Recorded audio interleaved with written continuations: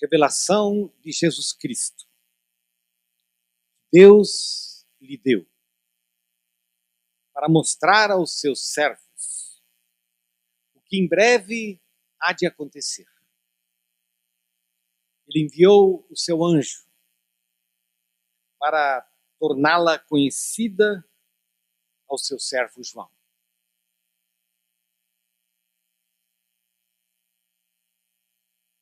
Ouça comigo mais uma vez. Revelação. Revelação de Jesus Cristo. Que Deus lhe deu para mostrar aos seus servos o que em breve há de acontecer.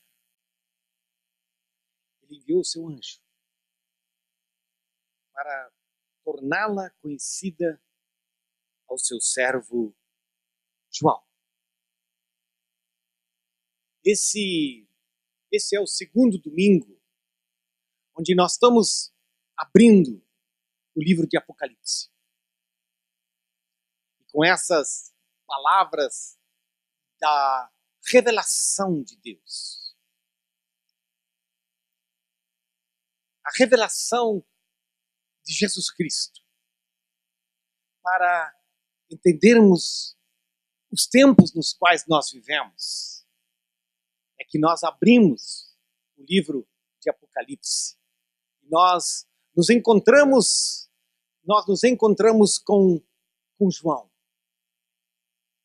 O João que recebe essa palavra. E nós nos perguntamos, João, quem é você? E a resposta é que João é um homem que sabe das coisas de Deus. Por décadas. Por décadas ele foi um homem que foi alimentado pelas coisas de Deus, que viveu as coisas de Deus, que aprendeu as coisas de Deus, e assim ele foi um teólogo. Alguém que conseguiu entender aquilo que Deus tinha feito na sua vida, na vida da história e na vida dos outros.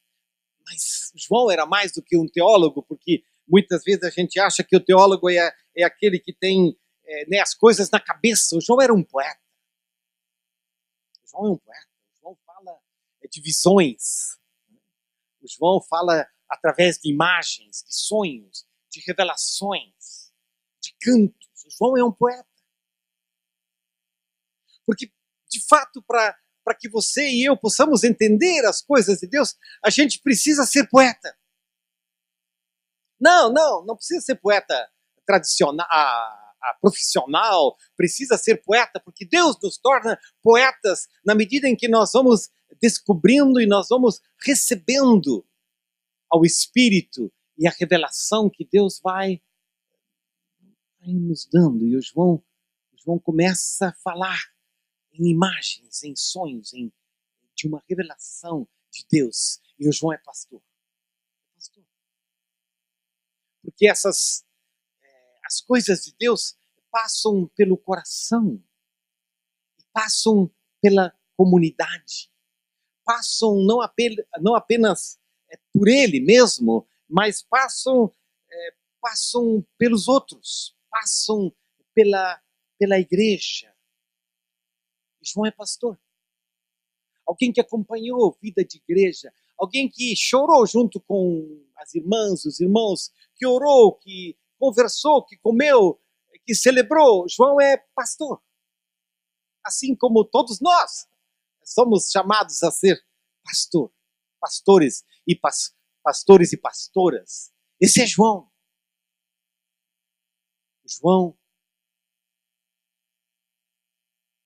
que está num momento difícil da vida dele, e nós podíamos perguntar, João, onde você está? E João vive um momento de escuridão na vida dele. Como nós vimos aqui domingo passado, se você esteve, João está preso. João está preso por causa do Evangelho. João está preso por causa da sua fé. E como nós vimos no domingo passado, João está numa ilha, numa prisão, num lugar, numa ilha da qual ele não podia fugir, que era Patmos. E ali, preso, e havia uma escuridão. não apenas a escuridão, não apenas a escuridão da prisão, não apenas a escuridão da noite, mas a escuridão da alma, a escuridão das perguntas, a escuridão do enigma da história. E Deus fala com João nessa sua escuridão. Deus entra na escuridão de Patmos. Deus entra por entre os grilhões de Patmos. Deus entra por entre os guardas de Patmos. Deus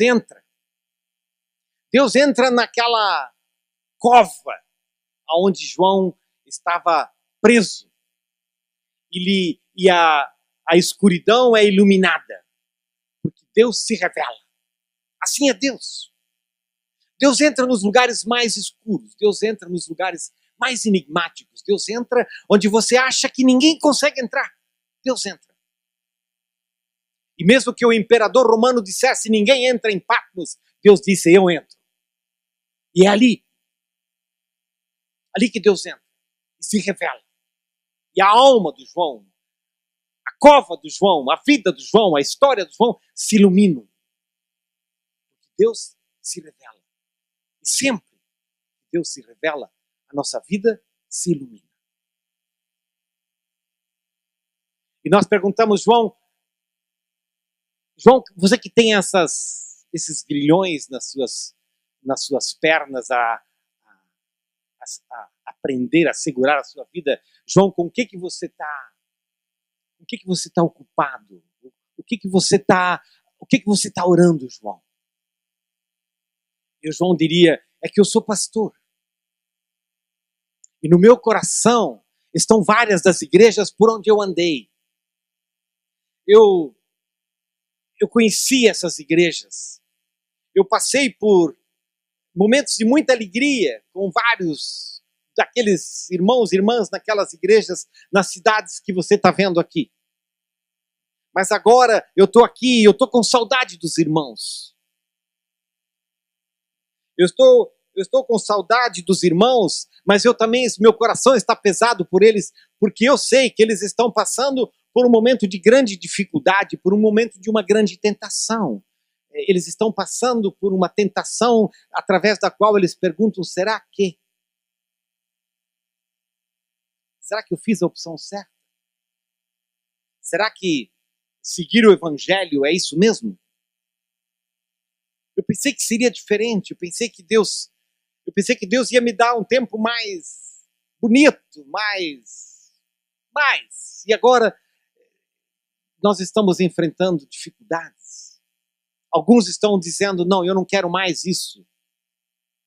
E o João começa a orar por essas igrejas. E Deus tem uma palavra. João diz, João, eu vou te dar uma palavra. E você escreve essa palavra, João. Escreve. E o Samuel, como ele falou para nós no domingo passado, escreve isso de tal maneira, João, que os guardas não entendam, mas as irmãs lá e os irmãos que vão receber esse rolo, esse livro, eles vão entender. Porque você vai usar imagens que vêm dessa história minha com o meu povo, que está na memória do meu povo, e eles vão entender aquilo que você vai falar, João. Fala com eles. E a palavra que eu vou te dar é uma palavra que visa dar orientação para a vida deles e afirmação na sua vida. Porque aqueles irmãos lá, eles estão brigando fundamentalmente com Roma. Eles estão brigando com esse sonho e essa afirmação e essa arrogância de Roma. É o imperador que está no trono lá em Roma, o imperador romano, e que se considera um Deus. Aliás, ele está no trono e ele acha que ele é divino, ele tem todo o poder. E de fato, ele tinha muito poder, e Roma entendia que era o centro do universo. Roma é o centro do universo. Conhecem, não é? Aquele provérbio que diz Roma locuta, causa finita. Roma falou. Roma falou. O imperador decretou. O imperador falou. Roma achava que era a verdade, mas em verdade Roma era Babilônia. Essa é uma imagem que de repente João traz para dentro Babilônia. E a Babilônia é a grande prostituta que engana. E a prostituta que se vende. João quer comunicar para aqueles irmãos e aquelas irmãs, dizendo, olha, não se deixe encantar por Roma. Roma com o seu poder militar. Roma com os seus editos. Roma, inclusive, com a construção do seu network, a sua rede de estradas que facilitam a comunicação entre as diferentes cidades para que o comércio possa fluir. Cuidado com Roma. Cuidado com a lógica de Roma, porque tem uma lógica na Babilônia, não? Tem uma lógica em Roma. E a lógica de Roma é a lógica do privilégio. Uns poucos têm o privilégio, sabem, têm dinheiro, têm poder. A grande parte da pirâmide, como ela é até hoje, eles são escravos. E na época, literalmente em termos históricos. Assim que Roma tem essa lógica do privilégio, e Roma tem a lógica da conquista. O imperador romano, ele é reconhecido na medida em que ele se torna um grande conquistador. E Roma é assim. Quem conquista é bom. E quando você conquista, você faz com que a grande multidão daqueles que são conquistados passam a te servir. Por isso, Roma tem a lógica do privilégio, da conquista e da servidão. Roma tem a lógica da idolatria. A idolatria, que é esse esforço e esse desejo de construir centros de autoadoração, de reconhecimento, onde você mesmo, constrói os teus ídolos. Roma é idólatra. E os cristãos estão articulando uma outra palavra. Os cristãos estão dizendo não é Roma. Roma é Babilônia. Roma é essa prostituta que se vende e engana. No centro do universo. E o Samuel falou isso no domingo passado. Não está Roma. Não está o imperador. Não está o trono de Roma. No centro do universo existe um só trono. E ele está ocupado. Ele está ocupado. E desse trono, ninguém pode tirar aquele que está sentado no trono. E João está dizendo, olha, se você, meu irmão e minha irmã que vivem em Filadélfia, em Laodiceia, em Tiatira, em algumas dessas cidades, se você descobriu que o trono de Deus está não no centro da história em Roma, mas está espalhado entre os povos. Como um trono de amor, como um trono de serviço, então você vai conseguir se desligar dos tronos desse mundo e você vai relativizar os tronos do mundo. De fato, nós vivemos num mundo de muitos tronos, porque nós vivemos num mundo de muitos ídolos. Nós vivemos diferentes espécies de trono e eles são os mais variados. São os tronos da mídia, são os tronos do mercado, são os tronos políticos, são os tronos eclesiásticos, religiosos, e são os tronos egocêntricos, egolátricos, onde nós mesmos acabamos sendo o centro da nossa própria vida e nós mesmos nos adoramos. Cuidado com esses tronos, diz João, porque eles são enganosos, eles são passageiros. E João diz: eu queria que vocês tivessem uma outra visão. E que a visão de vocês não fosse a visão do trono de Roma. E Deus se revela. E João diz: então vi na mão direita daquele que está sentado no trono um livro em forma de rolo, escrito de ambos os lados e selado com 7 selos. Vi um anjo poderoso proclamando em alta voz: quem é digno de romper os selos e de abrir o livro? Mas não havia ninguém, nem no céu, nem na terra, nem debaixo da terra, que pudesse abrir o livro, ou sequer olhar para ele.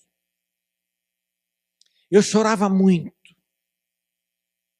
porque não se encontrou ninguém que fosse digno de abrir o livro e de olhar para ele.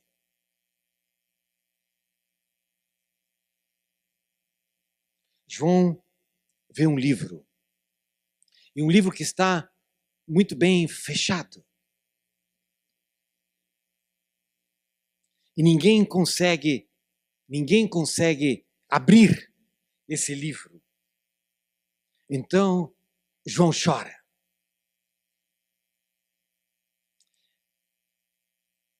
E João chora muito. E a pergunta é: por que o João chora? Por que o João chora? O João chora porque o livro está fechado. Que livro é esse? 7 selos estão ao redor desse livro. E no próximo domingo nós vamos entrar nesses selos para ver um pouco do que está dentro desses selos à medida que eles são abertos. Mas hoje o que João vê é esse livro. É um livro que ninguém consegue abrir. E o sentido que vem é de que, de fato, esse livro é como que um livro que segura toda a história humana. Um livro fechado. As coisas que parecem não fazer sentido. Tantas coisas que estão dentro desse livro que parecem um enigma. Roma que parece estar ganhando. E não há solução à vista. João vê um livro fechado. Assim como você e eu, muitas vezes entendemos a nossa própria vida como um livro que parece fechado. Ou coisas que acontecem ao teu redor, acontecem na nossa história e que você diz: eu não consigo entender, eu não sei. O livro está fechado. Há um enigma.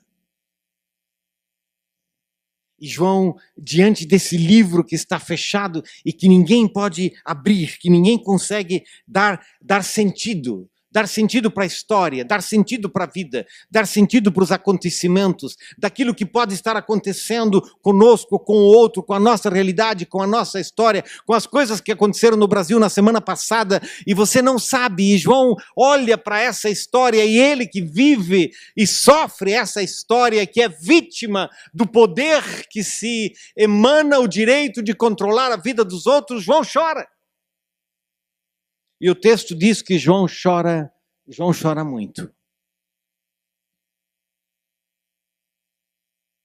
João chora como Jesus chorou. São poucas as vezes, aliás, acho que são só 2, né, que Jesus chora. E uma delas, Jesus olha sobre Jerusalém e ele chora. Por que Jesus chora sobre Jerusalém? Porque Jerusalém mata os profetas. Assim como Roma queria matar João. Assim como Roma queria destruir a igreja nas 7 cidades da Ásia Menor. Assim como Roma achava que aquelas pequenas igrejas estavam questionando o poder de Roma. E assim como Jerusalém matou a Jesus. Porque não suportou a mensagem dele, a palavra dele, aquilo que ele era e aquilo que ele significava, Jerusalém. Você mata os teus profetas, você está fechada nos teus próprios ídolos e na tua própria mentira. Roma, você que pensa controlar a história. Roma, você que mata tantos. Roma, você que pensa que é a dona do mundo. Você não é. E Jesus chorou, e João chora. E nós somos chamados a chorar. Chorar pelo sofrimento humano. Chorar pelas perguntas de tantos sem resposta. Chorar pelas crianças abandonadas.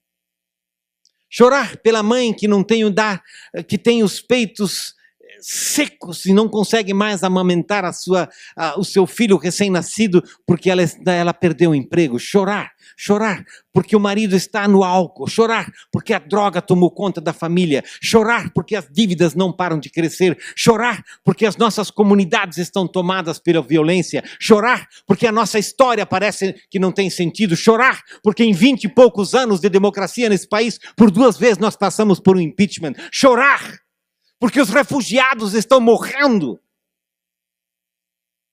nos mares, abandonados pela Europa rica. Chorar. João chora. E de repente, nós perdemos a nossa capacidade de chorar. Porque nós nos tornamos indiferentes. Nós perdemos a nossa capacidade de chorar. Porque nós olhamos tudo pela TV e dizemos, fazer o quê? Nós perdemos a nossa capacidade de chorar porque nós estamos consumidos por nós mesmos, pelos nossos sonhos e pelas nossas abundâncias. João chora. E a igreja chora. E é interessante que uma das notícias dessa semana toda, eu soube de 2, claras notícias, de 2 parlamentares que choraram. 2 choraram. Por que eles choraram? Pelo que você tem chorado, pelo que eu tenho chorado. Eu conhecia Dave Toyson. Dave Toyson hoje está nos seus 70. Ele mora no Canadá. E ele por muitos anos, por dezenas de anos, trabalhou com a Visão Mundial, se tornou presidente da Visão Mundial no Canadá. E no Canadá a Visão Mundial é bastante conhecida, era um homem muito conhecido, até hoje ele é muito conhecido, era um statesman, um estadista. Mas uma das coisas que me impressionava no Dave Toyson é que quando algum desastre acontecia, um terremoto no Haiti, ele era um dos primeiros que estava lá. E quando ele voltava, e quando ele falava para a gente de como foi chegar no Haiti, ele chorava. E eu dizia, eu quero ser como ele. Não perder a capacidade de chorar, porque as crianças estão morrendo. João chora, porque os irmãos, as irmãs na Ásia Menor estão chorando. Estão sofrendo. Mas nós precisamos ir além e dizer, João, mas o que mais você vê, João? Então, um dos anciãos me disse, não chores. Não chores. Eis que o leão da tribo de Judá, a raiz de Davi, venceu para abrir o livro e os seus 7 selos. Depois vi um cordeiro que parecia estar morto, em pé, no centro do trono, cercado pelos 4 seres viventes e pelos anciãos. Não chore, João. O mundo não está condenado a si mesmo. Não chore, João. Não chore, João. O trono de Roma não tem a última palavra. Não chore, João. Não chore, João, porque há um trono no centro do universo e esse trono tem alguém. Esse trono está ocupado. E é de lá. É de lá que vem a resposta para o teu choro. E é de lá que vem a resposta que abre o livro. Abre o livro. O cordeiro que abre o livro. Eis que o leão da tribo de Judá, a raiz de Davi, venceu para abrir o livro e os seus 7 selos. E vi um cordeiro no centro do trono.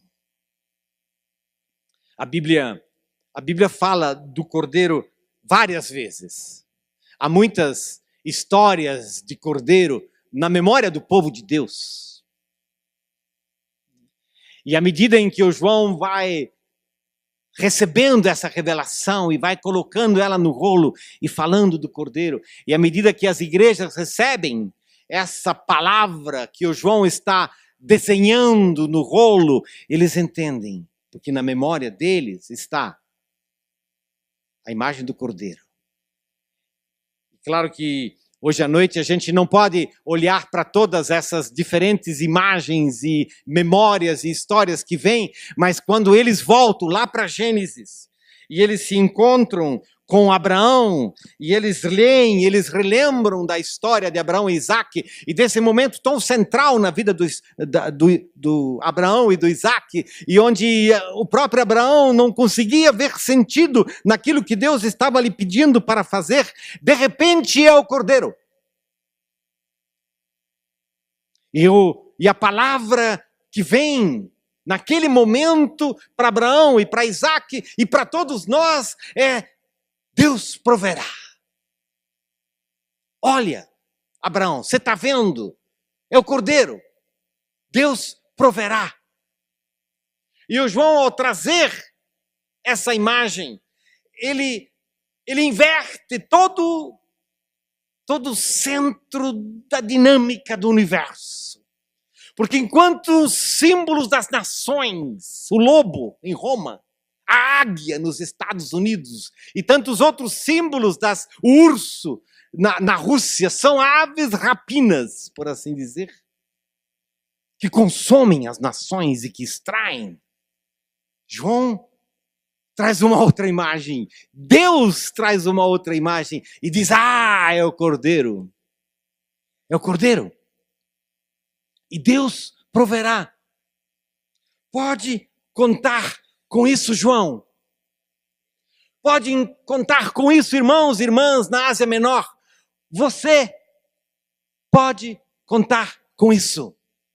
Não são as aves rapinas, não são as águias, não são os ursos, não são os lobos. É o cordeiro. Deus proverá. E mais do que isso, quando nós vamos a Isaías, no capítulo 53, que é o texto clássico, não é? Do servo sofredor. E quando Isaías olha o futuro e desenha o futuro, lá ele coloca o cordeiro de Deus, que caminha para o matadouro. Deus proverá. Deus proveu em Cristo Jesus.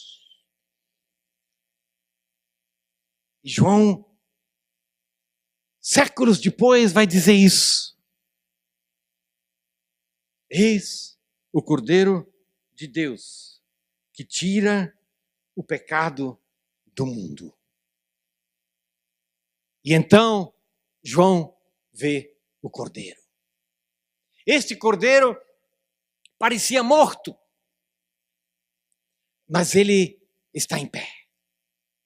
E essa imagem é fundamental, não é? Porque esse cordeiro que parecia morto, e de fato ele estava morto, ele esteve morto no decorrer da história, mas agora ele está de pé.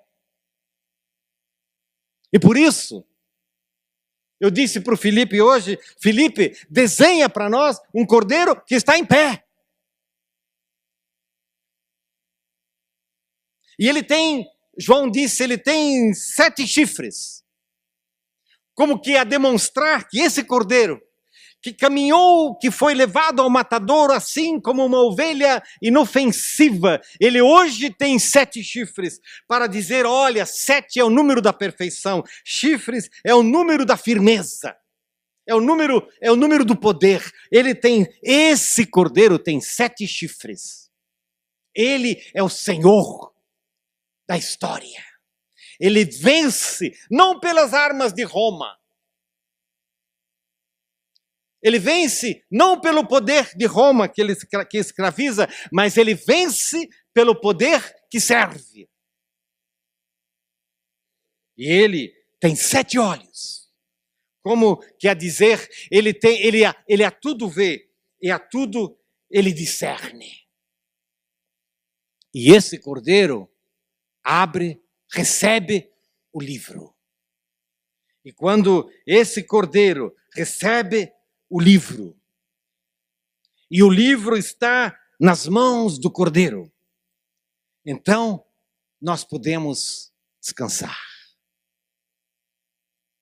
Então, o João pode respirar. Porque agora o medo vai embora.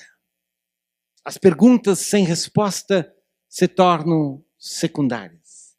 Os enigmas que parecem nunca ser respondidos na nossa existência são decifrados, porque o livro está na mão do Cordeiro. E nós passamos a perceber que no centro do universo existe um trono. E junto ao trono está o Cordeiro. E o nome desse Cordeiro é Jesus. É por isso que nós estamos abrindo Apocalipse aqui com vocês. Durante vários domingos nós queremos abrir Apocalipse para que essa palavra que o João recebeu como revelação de Jesus Cristo possa ser recebida por nós, por você e por mim.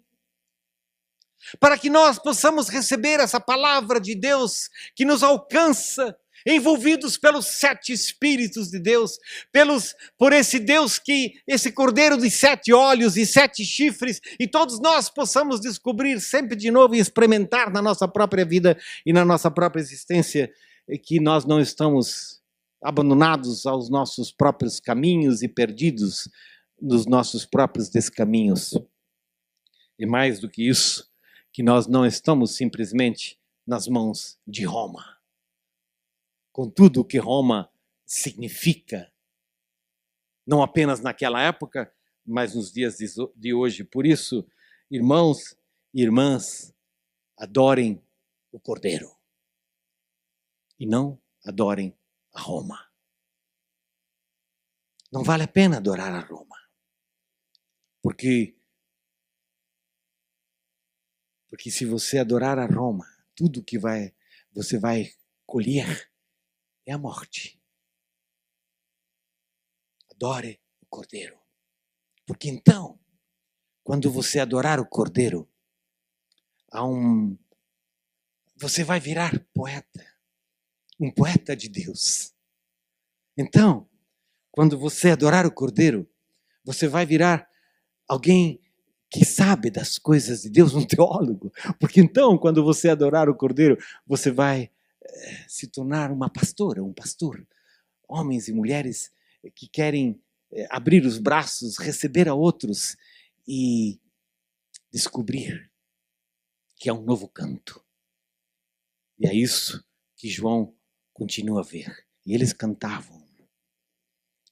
E eles cantavam um cântico novo. Tu és digno. Tu és digno de receber o livro e de abrir os seus selos. Pois foste morto. E com teu sangue compraste para Deus gente de toda tribo, de toda língua, povo e nação. Tu os constituíste reino e sacerdotes para o nosso Deus, e eles reinarão sobre a terra. Eles cantaram um cântico novo. Um cântico que é cantado pelos anjos, pelos arcanjos, os céus cantam. Um cântico que é cantado pelos 4 seres viventes, como quer dizer toda a criação. E o Samuel já nos disse o que significam esses seres viventes, esses 4 seres viventes, as 4 estações, os 4 cantos do mundo, cantam. Os 24 anciãos, desde o passado, os anciãos, as 12 tribos de Israel, os 12 apóstolos, os 24 que cantam. E nós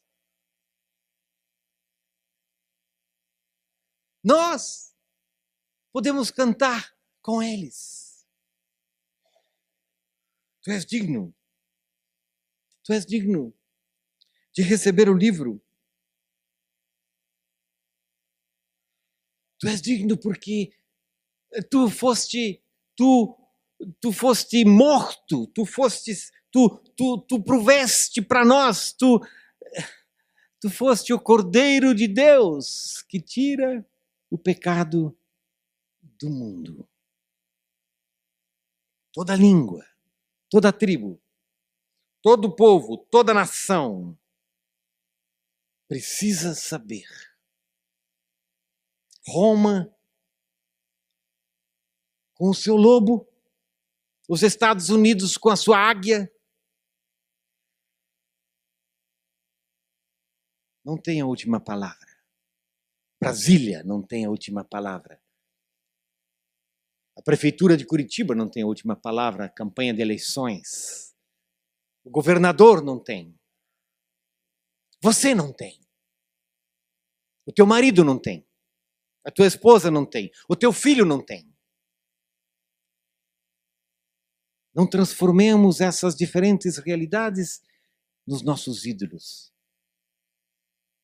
Mas deixemos com que o Cordeiro de Deus, que tira o pecado do mundo,